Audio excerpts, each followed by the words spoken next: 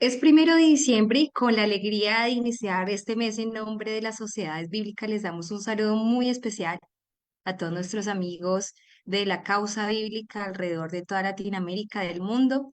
De verdad que qué bendición poder estar un viernes más que Dios nos concede para podernos reunir y aprender en torno a lo que nos encanta y es la Biblia. Mi nombre es Sara Usuga y estoy acompañándoles aquí desde la Sociedad Bíblica de Colombia y junto con amigos y compañeros también de todas las sociedades bíblicas alrededor de Latinoamérica, estamos acompañándoles en esta noche especial. Les agradecemos por disponer de su tiempo, les agradecemos por querer tener un espacio de aprendizaje y sabemos que lo vamos a aprovechar muy bien.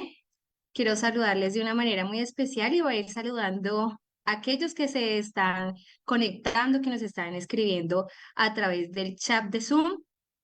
Es un gusto de verdad tenerles en esta hora y nos estamos conectando desde diferentes partes del mundo. Aquí quiero saludar a Carlos Vargas, que nos saluda desde Perú. Un saludo muy especial, Alejandro también. Desde Guatemala tenemos a Sonia Queiroz. Un abrazo para todos. Les invitamos para que sean ustedes diciéndonos ahí en el chat, saludándonos y diciéndonos desde dónde se conectan, regálenos su nombre. De verdad que para nosotros la presencia de ustedes, de cada uno de ustedes, es una bendición. Nos saludan aquí desde Guatemala, desde Perú, desde Colombia. Un saludo muy especial para Olga Peralta, para Hilda Forero. Ustedes quienes han sido esos acompañantes siempre todos los viernes para este espacio tan especial desde Panamá, a Orneis Tamara.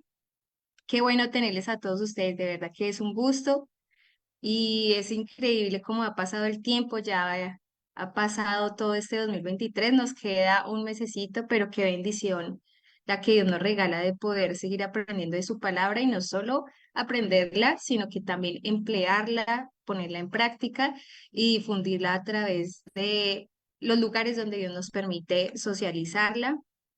Qué bonito tenerlos a todos aquí. Y mientras ustedes nos siguen saludando en esta noche, quiero anunciarles en esta noche, como acostumbramos, eh, confirmarles lo que vamos a hacer en esta hermosa noche. Es que vamos a aprender de la palabra y vamos a tener 40 minuticos muy especiales en los que ustedes van a tomar nota. Espero que eh, tengan su celular al pie de la mano, que tengan de pronto una agenda, que tengan su Biblia también porque vamos a aprender mucho. Entonces, vamos a tener esos 40 minutos de aprendizaje y recuerden que tenemos un espacio también para preguntas. Entonces, es importante que todas las preguntas que vayan surgiendo, ustedes no las puedan dejar ahí en el chat.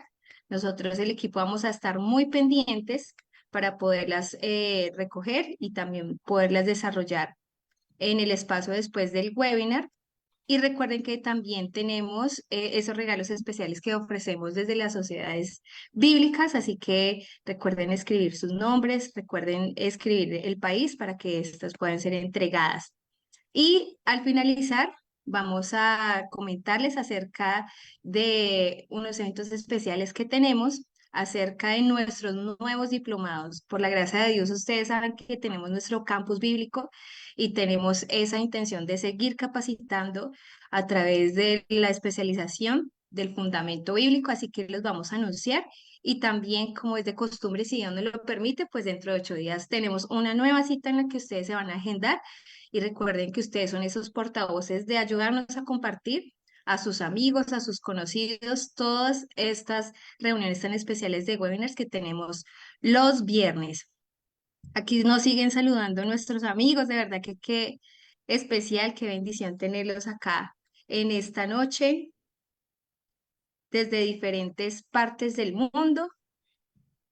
Y en esta noche tenemos un webinar muy especial que tiene por nombre cuando no hay con qué. De verdad que es un nombre muy llamativo. Yo sé que vamos a aprender mucho en esta noche y tenemos un invitado muy especial, un invitado aquí de casa, desde Colombia, que nos va a estar acompañando en esta noche. Y sin más preámbulos, vamos a aprovechar muy bien el tiempo y quiero presentarles en esta noche al pastor Jairo Cruz. que él es pastor de la Comunidad Cristiana de Crecimiento Integral hace 30 años. Él es profesional en Ciencias Bíblicas de la Universidad Minuto de Dios acá en Colombia. Tiene estudios de Filosofía y Sociología de la Universidad del Rosario. Es estudiante de la Universidad Bíblica Latinoamericana en Teología. Y quiero entregarle en esta noche con una oración muy especial. Vamos a orar que Dios nos permita abrir nuestro corazón. Su palabra fluye, su palabra se glorifica. Necesitamos es tener corazones abiertos para que ella haga lo que desee hacer. En esta hora te rogamos, Señor, que llegues a nuestras vidas y a nuestros corazones. Es tu palabra la que es expuesta en esta noche. Tú eres el fundamento, tú eres la roca. Tú has dispuesto estas vidas, estos corazones, tú has colocado una cita para cada corazón en esta noche. Yo te ruego por cada casa que ha abierto las ventanas. Yo oro por cada lugar donde se va a exponer tu palabra. Oro por el siervo que has elegido en esta noche. Es tu palabra, tú ya la tienes lista. Te rogamos que hagas lo que deseas hacer en nuestras vidas y corazones. Necesitamos poner por práctica tu palabra. Ella es nuestra guía, ella es nuestro alimento. Por favor, bendícenos en esta hora, tanto hombres como mujeres. Tú nos conoces bien y sabes de nuestra necesidad y sabes que te amamos con el corazón y que confiamos en ti, porque tú eres nuestro Padre. En esta hora, Señor, agradecemos por lo que nos vas a entregar en esta noche y disponemos al pastor Jairo Cruz para que tú seas hablándonos por medio de él. Amén. Voy a invitarlos a que vayan teniendo sus micrófonos apagados para que podamos desarrollar este bonito webinar en esta noche. Y sin más preámbulos, pastor, de verdad le agradecemos por aceptar la invitación y dejo a todos nuestros amigos de la causa bíblica en sus manos. Bienvenido. Sara, muy buenas noches, un gusto saludarte y también saludar a todos los amantes de la palabra del Señor y de verdad este hermoso espacio de la sociedad bíblica en diferentes lugares, cada uno de ustedes haciendo un hermoso esfuerzo porque esta palabra corra por toda Latinoamérica y por todo el mundo. Para mí es un privilegio estar aquí. Gracias por la invitación. Como lo decía Sara, soy pastor hace 30 años, así que mi reflexión del día de hoy va a ser muy pastoral. Más que buscar otro propósito, mi reflexión en el día de hoy va a ser enfocada de manera muy particular al área pastoral. Y durante 30 años he estado en la misma iglesia. Soy pastor aquí cerca a la ciudad de Bogotá, en un lugar llamado Soacha, que es hacia las afueras de Bogotá para el sur, un espacio donde la gente no es, tiene muchas necesidades, ¿sí? Pero en el año 2018, después de muchos años del pastorado, entré en una crisis que parecía derrumbar todo el proyecto de vida personal y vocacional. La crisis fue tan fuerte para ese año 2018, estamos hablando casi de 6 años, que siendo pastor y habiendo aconsejado por tantos tiempos a la gente, me vi sin respuestas y soluciones para mí mismo. Para mí fue bastante complicado ese año, por lo menos para finales del mes de mayo. Y aún sin recuperarme de esa situación que les acabo de comentar, pues a todos nosotros a nivel mundial nos aparece una pandemia que parecía atacar a las personas desde muy lejos. Nosotros empezamos a escuchar de un virus muy lejos de nosotros, por allá en la China, que, que no creíamos que iba a ser tan fuerte, pero por pocos días iba a llegar a golpear a todos nuestros países latinoamericanos y empezaba a llevarse y a cobrar víctimas en diferentes lugares. Pero siempre pensábamos que esas víctimas estaban lejos de nosotros. Lo que sí empezaba a afectarnos a nosotros como pastores, indudablemente, eran las actividades de la iglesia, o por lo menos de las comunidades cristianas, que por disposición de los distintos gobiernos, pues no podíamos reunirnos y empezaron como a encerrarnos, ¿no? Esto iba a implicar pues otras dificultades bastante difíciles de superar. Por un lado, las personas se iban a quedar sin asistir a una comunidad. ¿Qué iba a pasar con esos fieles que teníamos en las iglesias y que ya no estaban asistiendo y que empezaba a emerger este espacio que se ha convertido valioso después de la pandemia, como es la virtualidad, que nos ha ayudado, pero también ha traído algunas dificultades? Otra cosa era sostener iglesias pues sin recursos económicos y bastante difícil.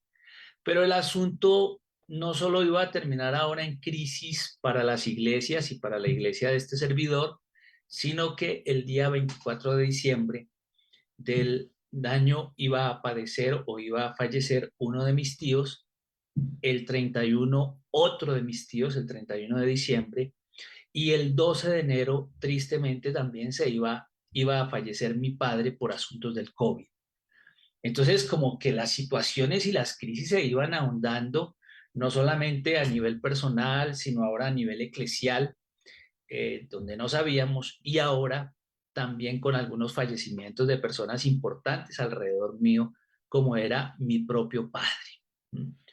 Ya cuando empieza a pasar esta situación, el regreso de la presencialidad a las comunidades, pues estaba bastante disminuido. Yo recuerdo que hubo algunos cultos en que estábamos algunas sillas espaciosas, pero todas esas sillas, así fueran poquitas, estaban vacías, disminuidas, y ahora el desafío que nos enfrentaba en este caso a este servidor y a muchos de ustedes como pastores, pues era recomponer las comunidades y empezar a mirar hacia adelante. Pero ante tantas dificultades, tan escasos recursos emocionales y menos recursos económicos, viene apareciendo esa expresión que ha sido el título de mi charla en esta noche. Pero, ¿cómo cuando no hay con qué? Y ahí fue cuando recordé un texto de la palabra del Señor que se hizo muy iluminador para mí en estas circunstancias que estaba viviendo y que me invitaba a mirar hacia adelante.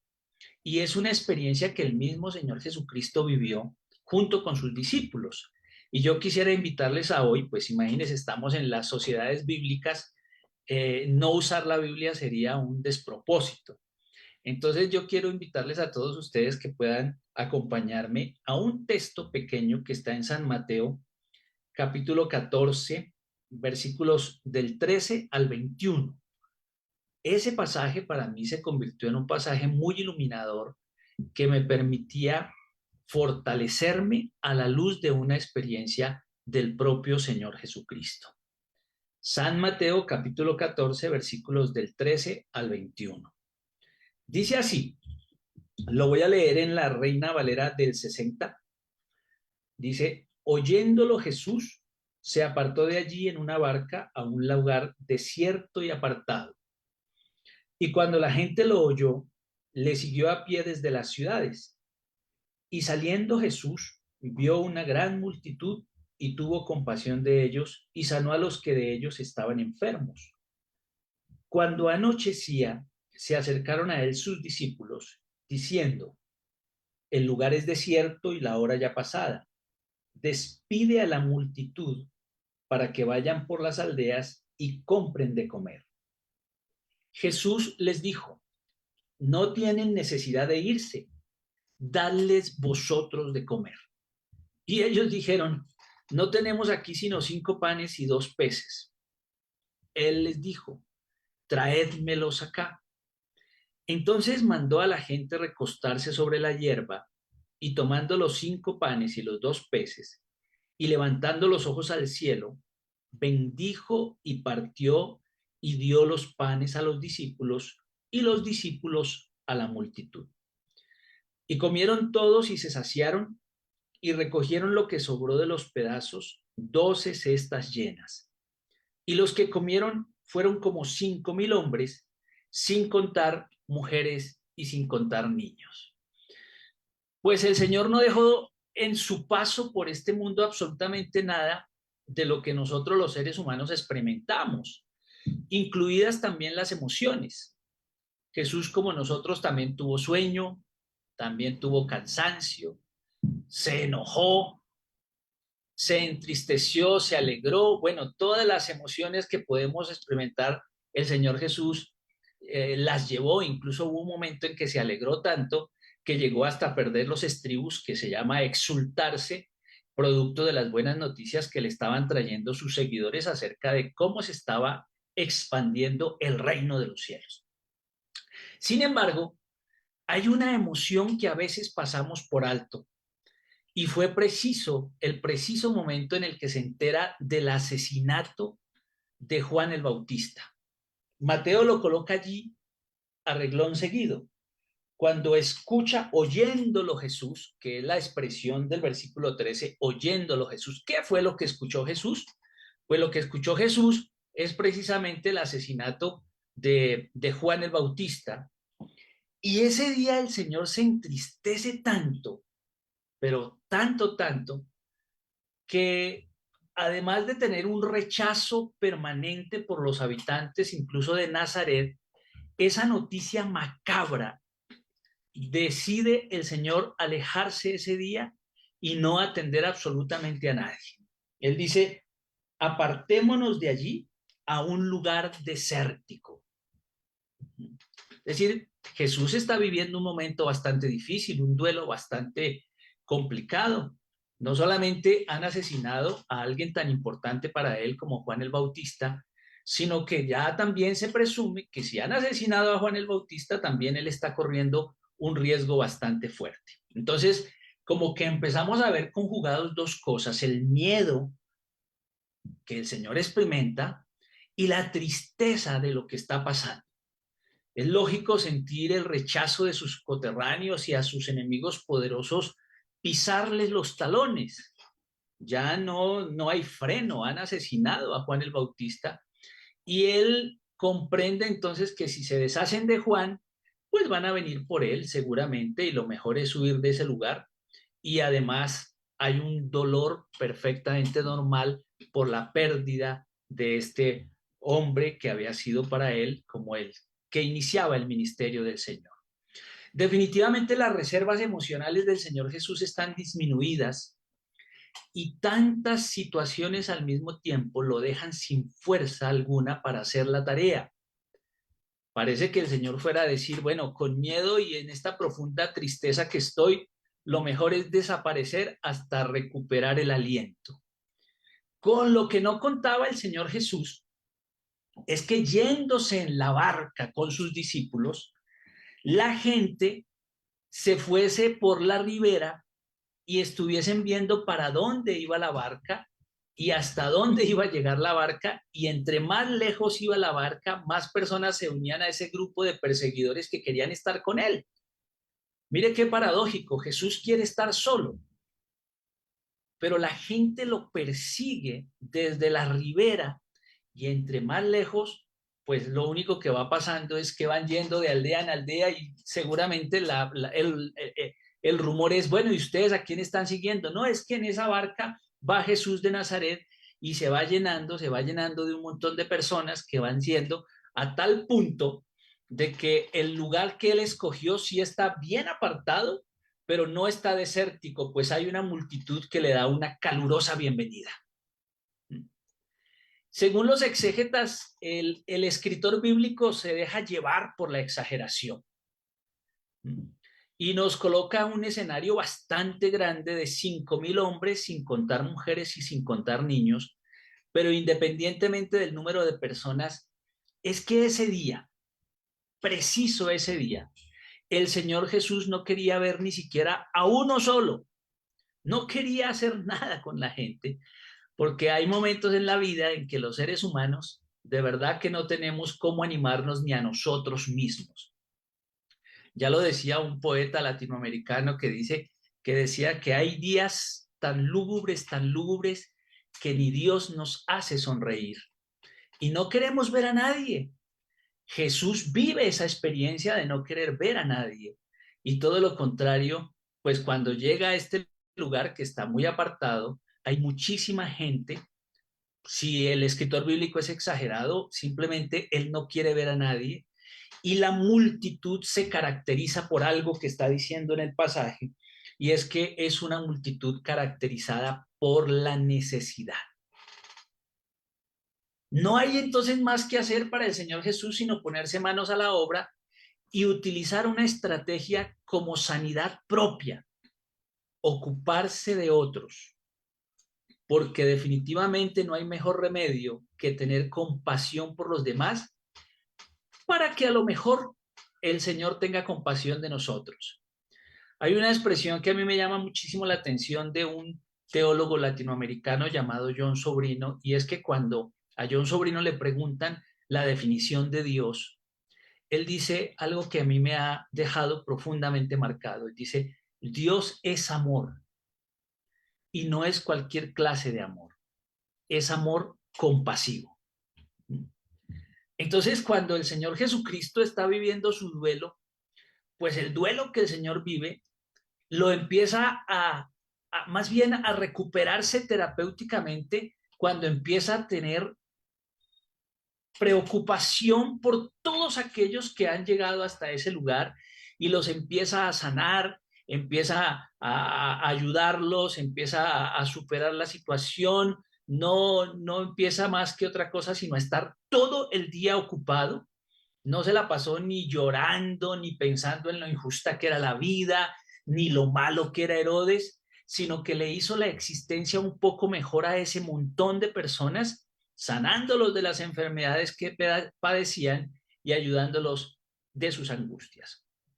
Entonces, frente a la necesidad, Jesús tiene una secuencia de acciones que a mi modo de ver se van convirtiendo en un paradigma de servicio. El Señor no se quedó viéndose a sí mismo, sino que vio la necesidad de otros y se dio cuenta que su sufrimiento no podía ser excusa para no ser respuesta a la multitud. Y eso tiene que ver con la compasión.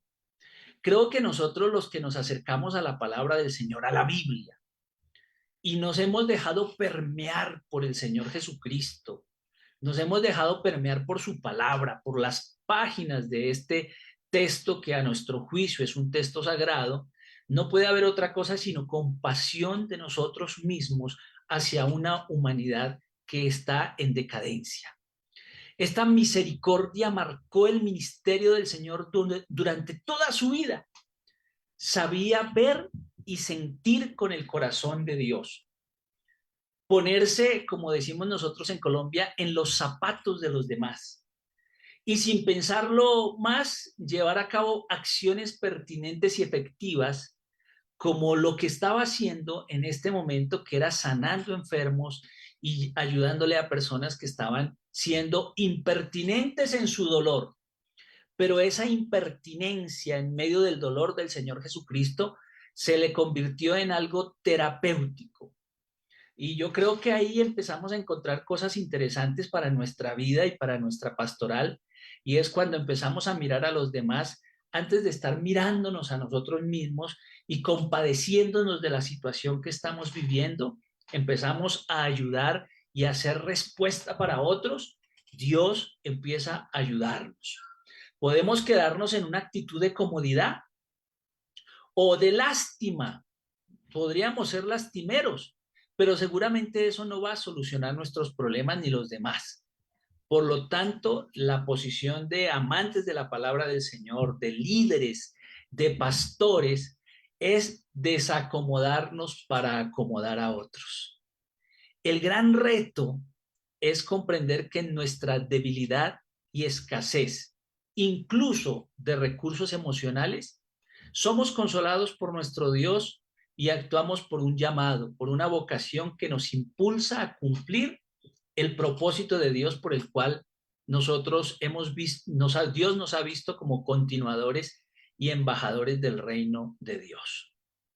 Las horas pues fueron pasando para Jesús, volvamos al relato bíblico, entre una cosa y otra, escuchando las desgracias de estos impertinentes seguidores y a cada uno de ellos ayudándoles y dándoles esperanza de una vida mejor. Pero otra necesidad se va apareciendo en el pasaje, y es que esta multitud, a medida que transcurre el día, es precisamente otra necesidad que nos narra el pasaje, y es el alimento. Según la costumbre, los judíos, la comida principal era el anochecer y lo habitual para un campesino de esa época era pan y pescado con sal. Entonces el Señor indaga por las provisiones o las posibilidades que han llevado a los discípulos a tener allí las mismas personas que han llegado promocionando el evento. Jesús está escondiéndose, pero la gente promocionó el evento y es muy extraño que un judío saliera de su casa y no llevara por lo menos el alimento normal de una persona con escasos recursos. Pero cuando el Señor pregunta, bueno, toda esta gente que está aquí en este lugar desértico, apartado, bueno, ¿cómo hacemos para darles de comer? Pues la búsqueda no dejó muy buenos resultados y entre todo lo que lograron encontrar, encontraron solamente 5 panes y 2 pececillos.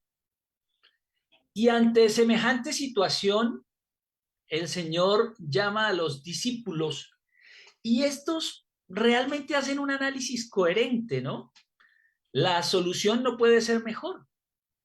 ¿Cuál es la solución de los discípulos? Que la multitud se las arregle como pueda y cada uno de ellos solucione sus propios problemas. No hay más. Y es una solución coherente realmente, ¿no? Las aldeas vecinas pueden tener tiendas y ellos pueden comprar su alimento y de esta manera pues que sacien el hambre, porque yo no le veo otra situación. En este lugar desértico a donde a usted se le ocurrió llegar, Señor Jesús, ni siquiera hay alimento para ellos y tampoco para Jesús. Se encontraron 5 panes y 2 peces, imagínense, contra una multitud tan grande. Y entonces qué fácil sería ser pastores y líderes de comunidades tan necesitadas como las que nos corresponde pastorear y a veces la solución y la propuesta del Señor es hasta ilógica. Sería fácil decirle a la gente, vaya y busquen solución de sus problemas en otros lugares. Los políticos pueden ser una extraordinaria solución en épocas de elecciones. El chamán del turno, bueno, tanta gente que aparece en esos días y la solución de los discípulos es mucho más lógica que la solución de Jesús. La solución de Jesús es ilógica, no es posible, ¿sí? El Señor tiene una solución nada coherente y poco lógica, porque el recurso es escaso, perdón, casi nulo.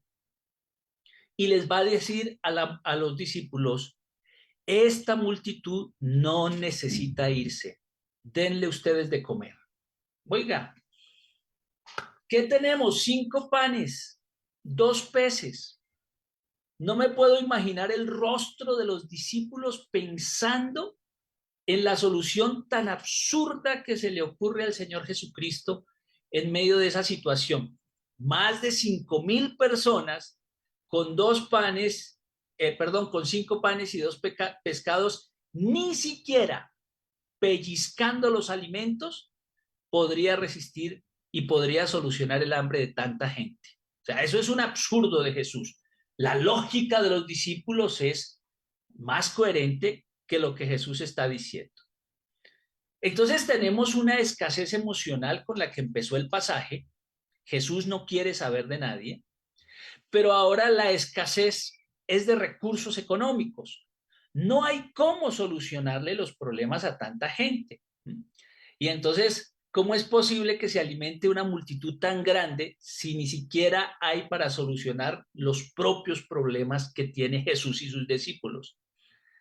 En nuestros contextos, al igual que el siglo primero, las necesidades son tantas y en todos los ámbitos nos sentimos ahogados y incapaces definitivamente por la situación que vivimos. Cuando revisamos elementos que tenemos que aliviar este mundo, cuando tenemos políticos tan corruptos en toda Latinoamérica, cuando tenemos iglesias a veces diezmadas, y es evidente que el ser humano que salió de la pandemia es un ser humano diferente, es un ser humano post pandemia menos comprometido.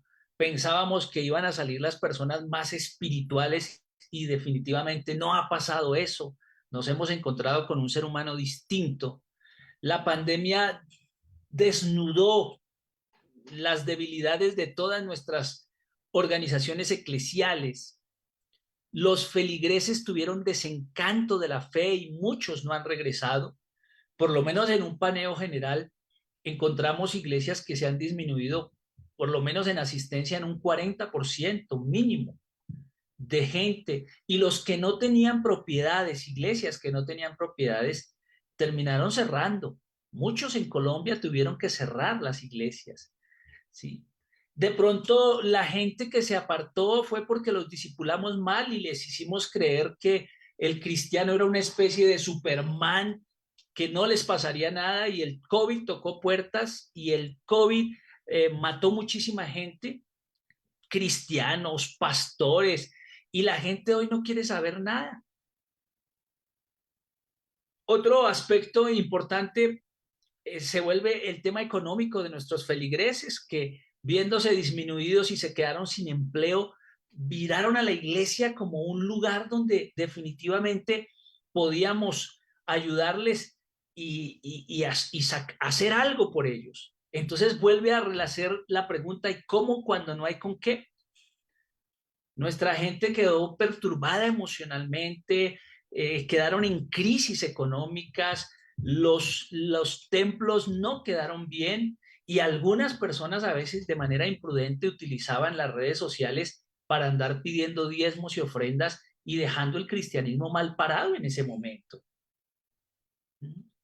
Entonces, psicológicamente y emocionalmente, la pandemia trajo muchísimos desafíos y hogares también que terminaron destruyéndose y acabándose, porque a veces se sostenían porque se veían un ratico en la noche, pero ahora tener que pasar días enteros viéndose y compartiendo, se hicieron, en vez de lugares de armonía, se hicieron verdaderos infiernos y terminaron en grandes separaciones. Por todo lado lo vimos.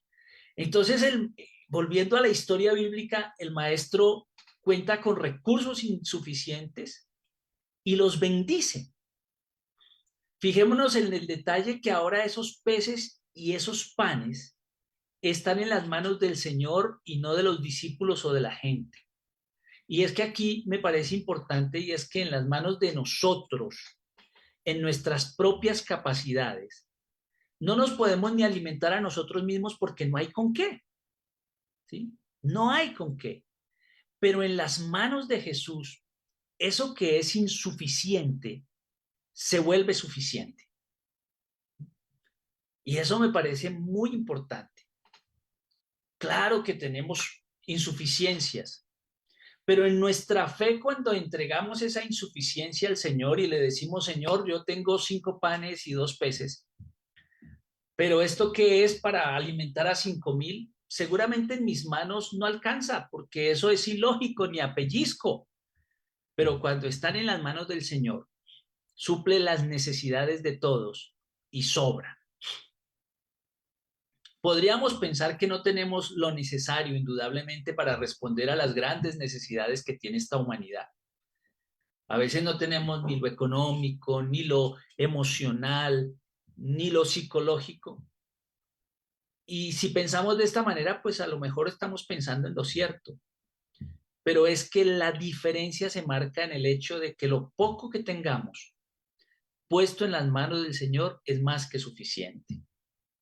Entonces llama la atención que estas 2 escenas en las que Jesús sana y alimenta, el escritor bíblico nos muestra cómo el Señor va ayudando a sus discípulos a crecer en la fe.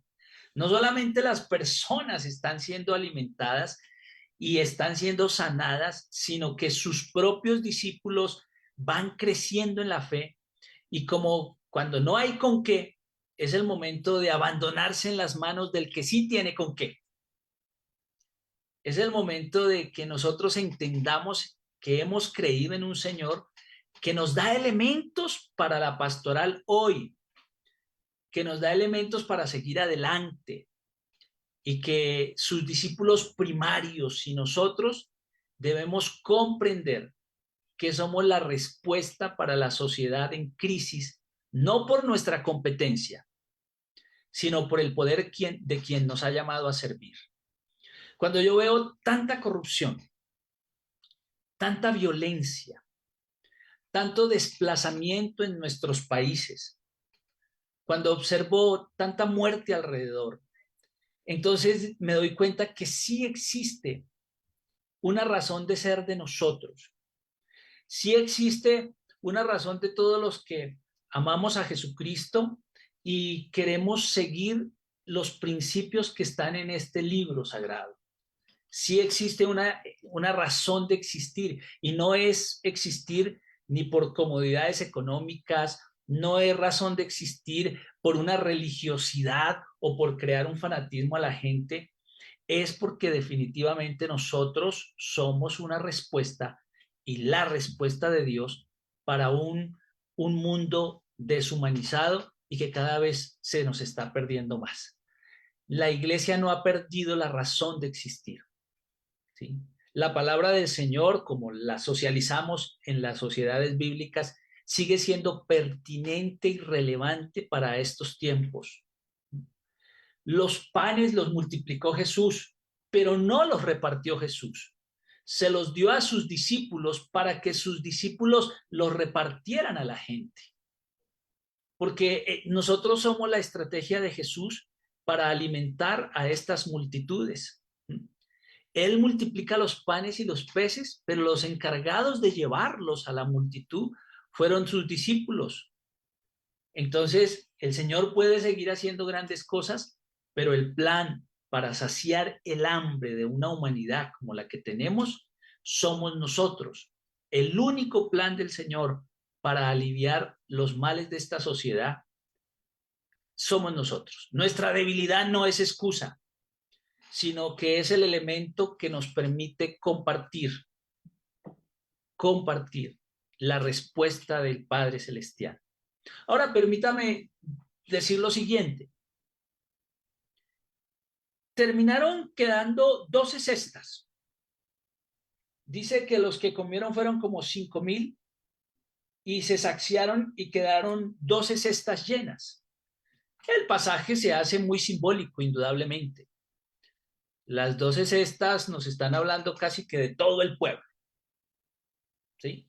Lo que nos quiere decir es que el alimento que da Jesús es suficiente para alimentar a toda la nación y que todavía sobra.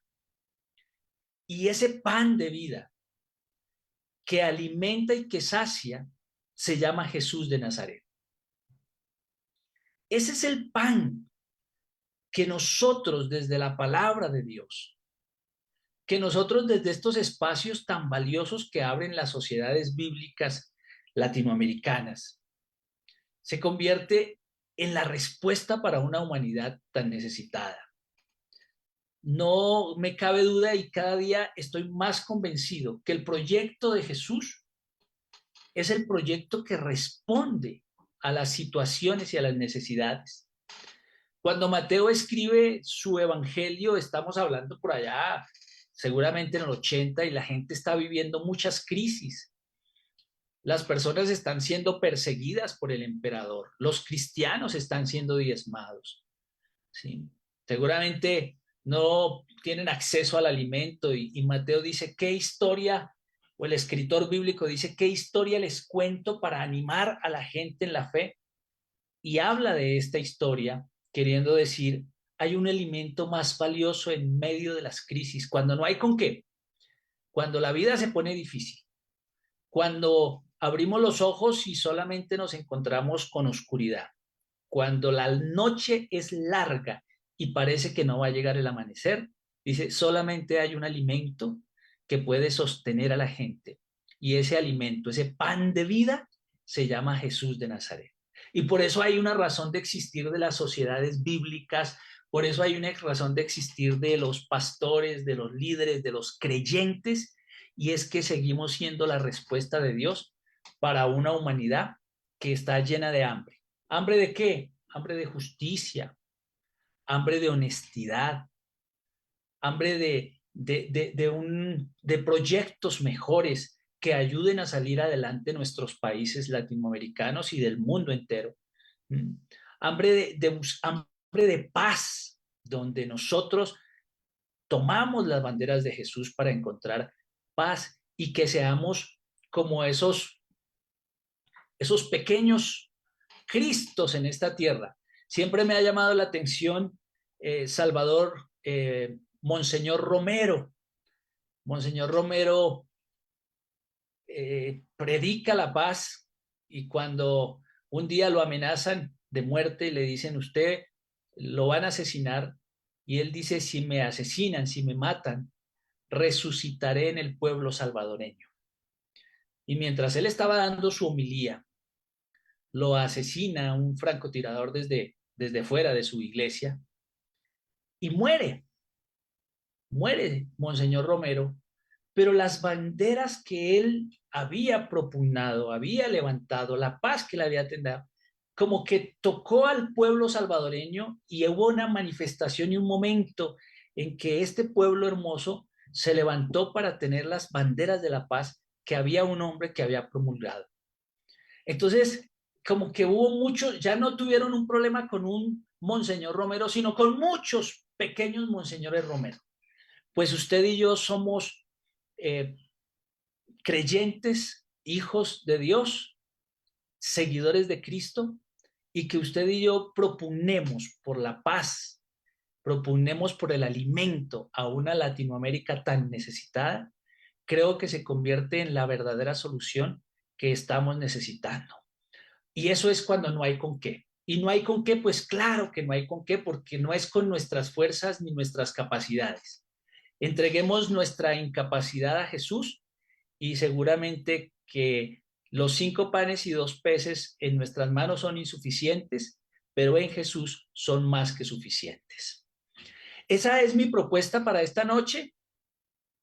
Mi propuesta nace de mi experiencia personal, de cuando no hay con qué, ni recursos emocionales, ni recursos económicos, ni recursos psicológicos a lo mejor, pero cuando nos encontramos con Jesús, Él nos dice: no es necesario que la gente se vaya, denles ustedes de comer. Y cuando no hay con qué, el Señor es el que nos ayuda a suplir para darles el alimento que la gente necesita. Así que muchas gracias por este espacio y por escuchar esta reflexión, como les dije de un comienzo, muy pastoral.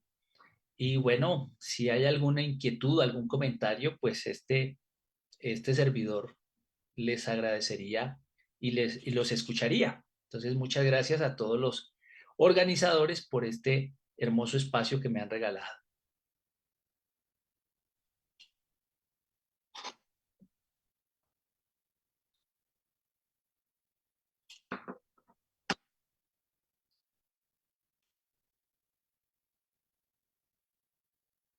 Muchas gracias, Pastor, por esta hermosa palabra. De verdad que es muy bonito saber desde la experiencia de Dios cómo nos ayuda a transitar en su camino, y no solo a formarnos, sino ayudarnos a formar a otros. Y tenemos listas unas preguntas que nuestros amigos de la causa bíblica han generado en esta hora, y por eso le voy a dar paso a Abraham Márquez, que él es de la Sociedad Bíblica de México, conocido también por todos nosotros porque siempre nos ha acompañado en los webinars. Entonces, adelante, Abraham.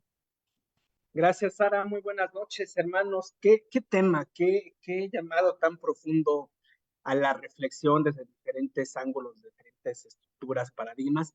Sí, definitivamente, profesor, ha generado usted mucho movimiento en mi chat con varias preguntas. Vamos a tratar de unificarlas y darle prioridad a las que tienen más relevancia dentro del tema. Pero le voy a robar un minutito, profesor, antes de pasar ya a la primera pregunta, si me permite. Queremos recordarles a nuestros hermanos que en Sociedades Bíblicas Unidas no descansamos, estamos ya preparando los próximos cursos que tenemos a través de nuestra plataforma de Campus Bíblico Virtual. Les quiero invitar a que veamos rápidamente un video del diplomado del Antiguo Testamento que inicia en unos días en enero. Por favor, adelante. Las Sociedades Bíblicas Unidas presenta el Diplomado Internacional en Antiguo Testamento. Propósito: contextualizar, interpretar y aplicar su mensaje hoy. Fecha de inicio, 20 de enero. Se estudia todos los sábados según el horario de tu país. Contamos con los mejores docentes de Latinoamérica, especialistas en Biblia y ciencias bíblicas. El diplomado cuenta con un campus bíblico virtual. Puedes estudiar en tiempo real o manejar tus propios horarios. Será certificado por las Sociedades Bíblicas Unidas. Informes e inscripciones: Facebook, Sociedad Bíblica de tu país. Súmate a nuestra comunidad de estudiantes, Sociedades Bíblicas Unidas, Campus Bíblico Virtual.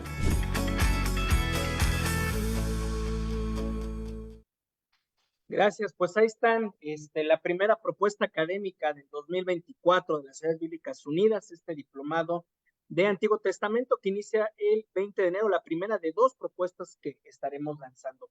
Profesor, entramos ahora sí de lleno, por favor, con las preguntas.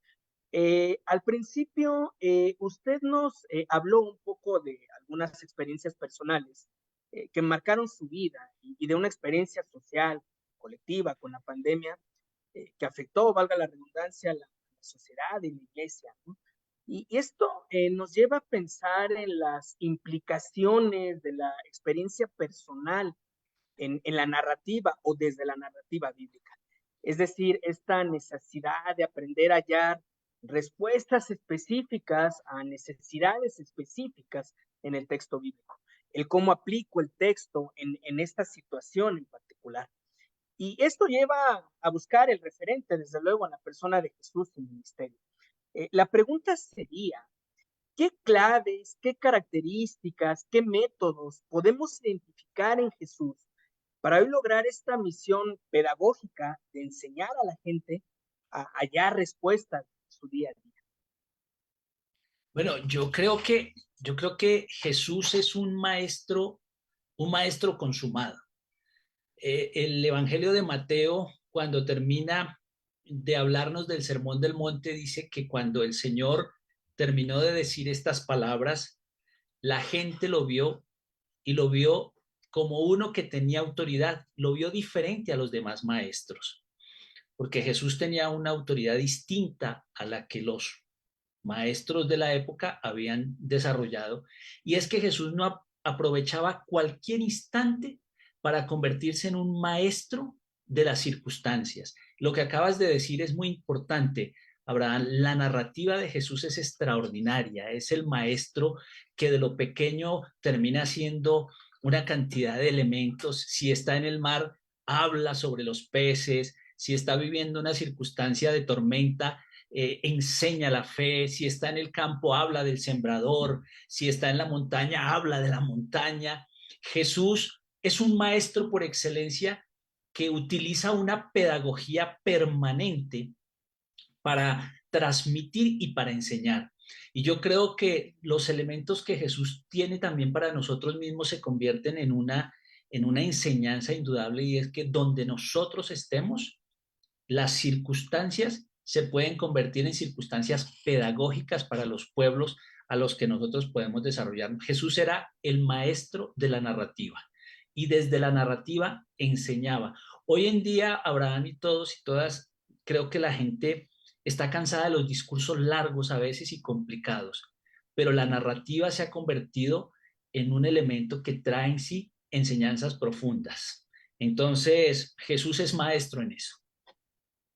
Qué importante resaltar este tema, me encantó, de la experiencia pedagógica, ¿no? El valor de lo vivido. Hubo una frase que que usted mencionó, me gustó muchísimo y sirve para englobar algunas de las preguntas que nos han planteado, y que tiene que ver con recomponer, le cito textual, recomponer comunidades desde una crisis profunda. Pastor, en su experiencia personal y ministerial, de estudio de la narrativa bíblica, y considerando, como usted también lo mencionaba, que aún es muy común escuchar en las congregaciones que no se ha recuperado la dinámica, la membresía, la economía, el ritmo de antes de la pandemia, ¿cuál sería la clave para lograr esta recomposición comunitaria, entendiendo que la iglesia, pues, es una comunidad dentro de una comunidad, que no termina de darse en muchos ministerios? ¿Cómo llevar en la práctica esos panes y esos peces a las manos del maestro? ¿Qué es ese empujoncito que está haciendo falta para que el milagro se... Abraham, yo creo que hay una expresión de Jesús en el Evangelio de Juan que es la clave. Ya no os llamaré más siervos, sino que les voy a llamar amigos, porque los siervos no saben lo que hacen su Señor. Nos enfrentamos con una sociedad pospandemia depresiva, altamente asocial, donde ya se nos conjugaron lugar de trabajo y lugar de descanso. Entonces ya en nuestra mente no hacemos el chip de que hemos llegado a un lugar de descanso, sino que seguimos en un lugar de trabajo. Nuestras comunidades se van a hacer importantes si logramos entender que antes que dar un discurso religioso, somos amigos y amigas los unos de los otros.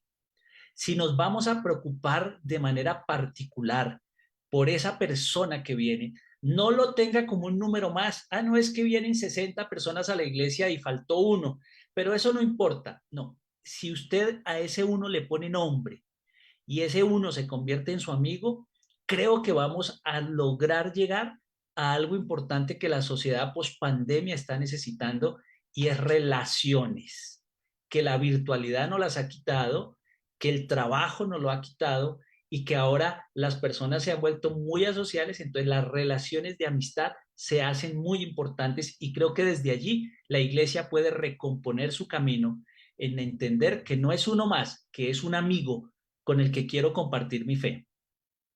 El hacer camino con el caminante, ¿no? El caminar con los que están hoy transitando.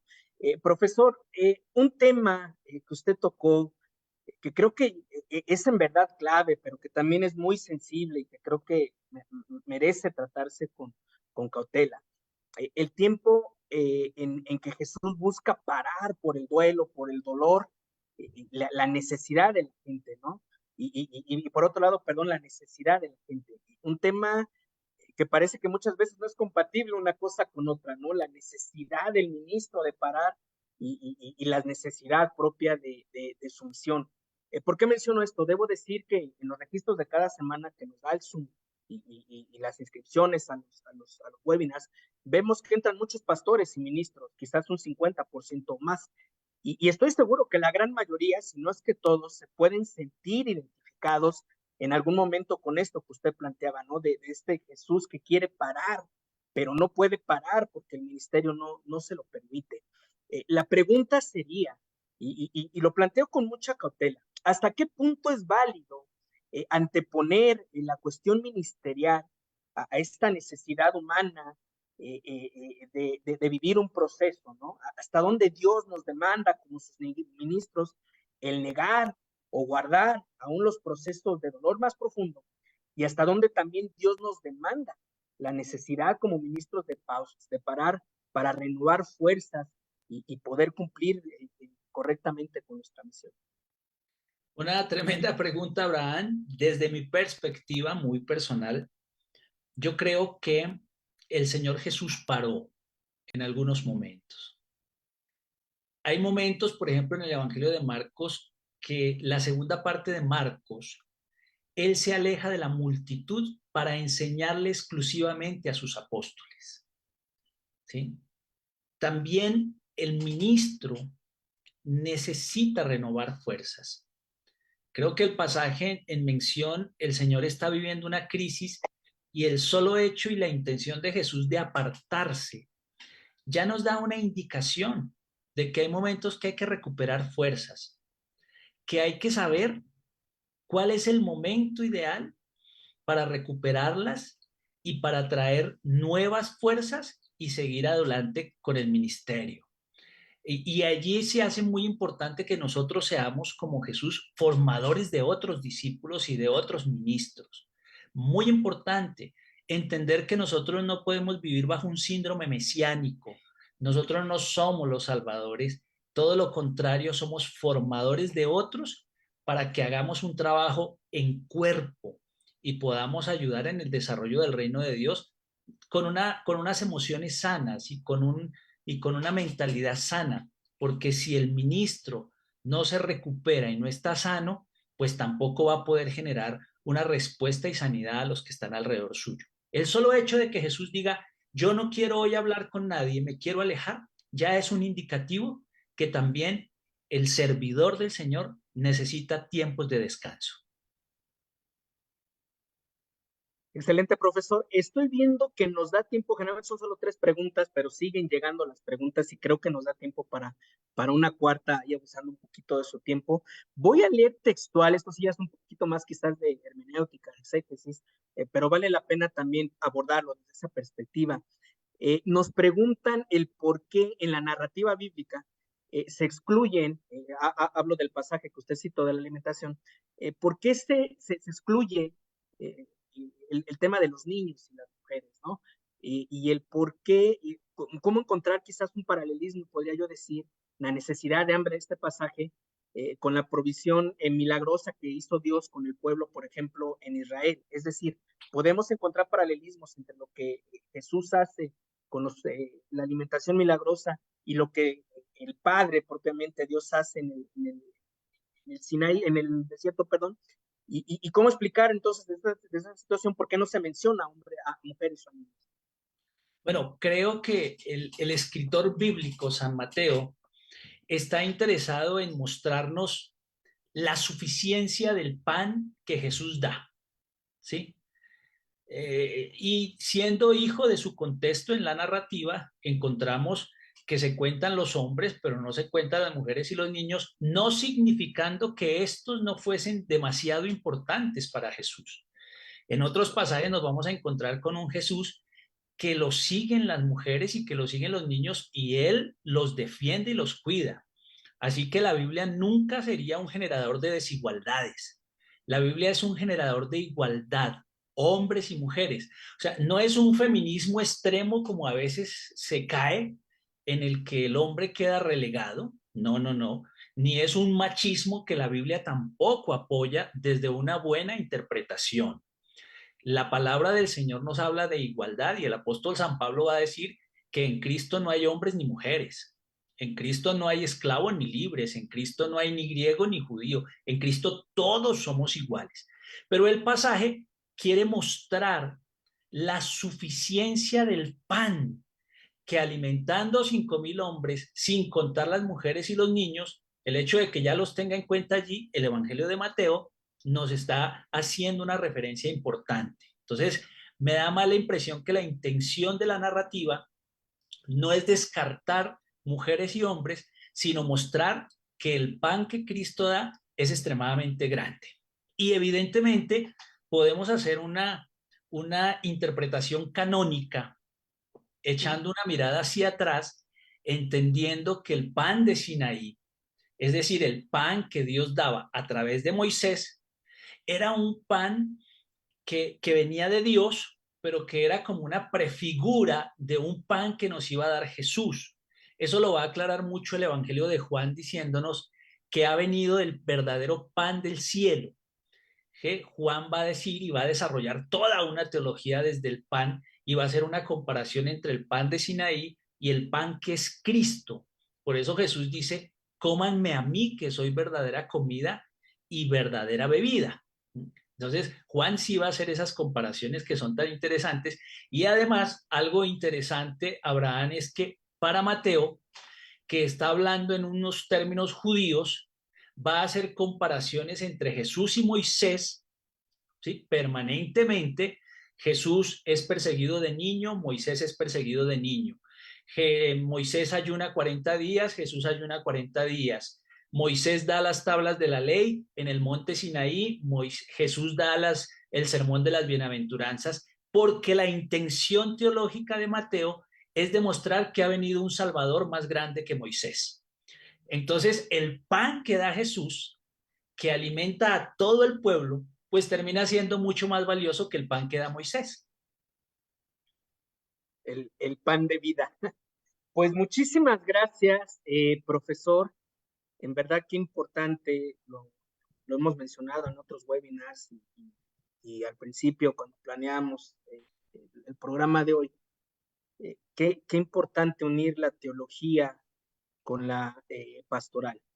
Y yo me atrevo a decir que solo esta teología pastoral es la que verdaderamente puede cumplir el verdadero sentido teológico, ¿no? Entonces, este tipo de disertaciones vienen a confirmar, ¿no? Esta línea que creo el Señor ha marcado para los webinars, en la que también se voltea a ver el lado humano tan importante cuando pretendemos disertar en torno a su palabra.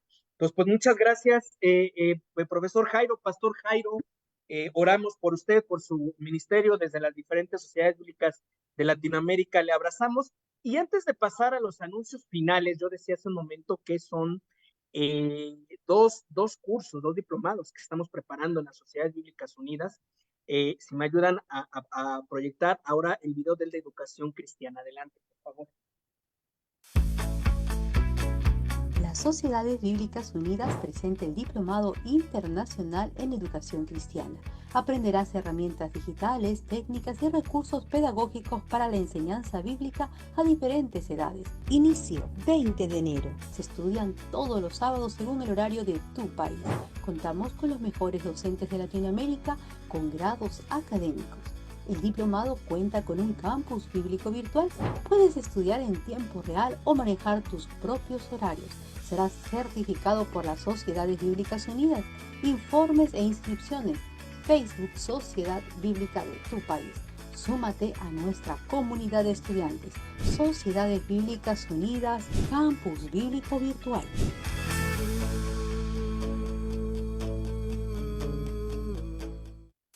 Pues ahí está la invitación para el 20 de enero, nuestro segundo diplomado. Y ahora sí, ya para concluir, quiero dejar el micrófono a mi buen amigo Rolando Villena de la Sociedad Bíblica de Bolivia, quien tiene los anuncios finales. Adelante, amigo, por favor. Muchas gracias, Abraham, y muchas gracias de todo corazón, Pastor Jairo. Yo creo que mucho tiempo nos hemos dedicado a la parte científica y hoy, esta noche, en esta webinar, hemos visto la parte pastoral, su experiencia, y qué hermoso que nos ha hecho pensar que Jesús, el Maestro, es el maestro de la narrativa y que nosotros tenemos que empezar a trabajar de esa manera como seguidores y discípulos. Muchas gracias, pastor, por este desafío. Hermanos, permítanme compartir con ustedes a los bendecidos en este webinar.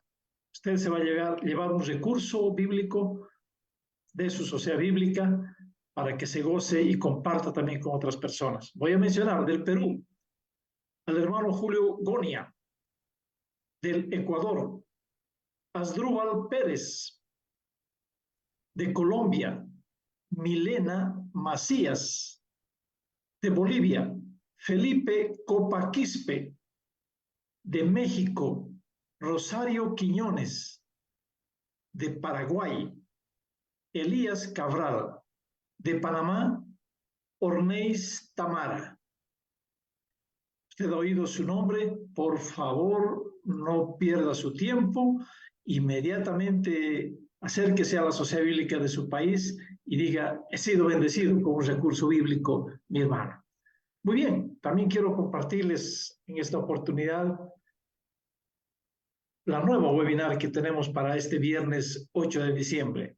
Nos va a acompañar el doctor Ernie Seibert. Él es doctor en Biblia, pero también es un siervo muy apreciado dentro de las Sociedades Bíblicas Unidas, es el director ejecutivo de la Sociedad Bíblica Brasilera y qué lindo tema para nosotros, el estudio de la Biblia y su relación con la hermenéutica y la exégesis. Hermano, marquemos nuestra agenda, 8 de diciembre, es la cita y vamos a aprender mucho de este gran tema, el estudio de la Biblia y su relación con la hermenéutica y la exégesis a cargo del doctor Ernie Seibert desde Brasil. Muy bien, hermanos, estamos en buen tiempo. Es el momento en que vamos a darle gracias a Dios por la vida que nos ha dado y la oportunidad de bendecirnos. Gracias, pastores, gracias, siervos del Señor que aplican su tiempito para que juntos en familia podamos seguir creciendo con las Sociedades Bíblicas Unidas. Vamos a orar. Voy a rogar que desde Perú nos acompañe con una oración el director ejecutivo, Pastor Pablo Gutiérrez, por favor, encomiende nuestras vidas y encomiende el ministerio que todavía nos queda a cada uno de los participantes. Adelante, pastor. Amantísimo Padre Celestial, te agradecemos por este tiempo, Señor, te agradecemos porque tu palabra nos guía, nos alienta, nos fortalece y porque tu palabra permanece para siempre. Te agradecemos por el pastor Jairo Cruz, por su ministerio y te agradecemos también por el ministerio de las Sociedades Bíblicas Unidas. Oramos en el bendito nombre de Cristo Jesús. Amén. Amén. Muy bien, hermanos, abramos nuestro micrófono desde el saludo que ya lo hemos hecho muy común y que encuéntrese con el amigo a la distancia. Muy buenas noches, hermanos. Gracias. Bendiciones. Muchas gracias. Gracias, Pastor Jaime. Hermanos, buenas noches. Gracias, Dios los bendiga. Moral. Buenas noches a todos los hermanos. Un chimbote.